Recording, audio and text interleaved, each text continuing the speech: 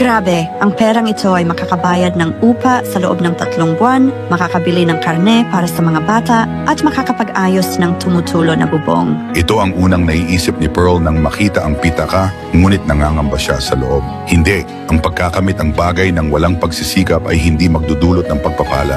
Ginamit niya ang business card sa loob upang hanapin ang may-ari ng pitaka, si Cardo. Bakit mo ito ibinabalik sa akin?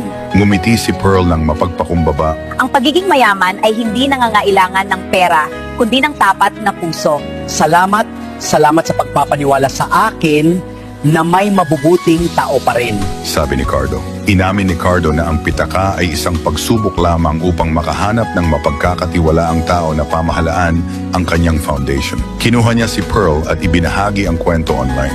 Libu-libong tao ang nag-like, nag-comment at nag-share, habang si Pearl ay nagbigay diin lamang sa isang bagay. Lagi maging tapat na tao, iyan ang kinalulugdan ng Diyos. Minsan, isang desisyon lang ang makakapagbago ng takbo ng iyong buhay. Kung naniniwala ka rin na mas mahalaga ang katapatan kaysa sa pera, amen, at ibahagi mo ito.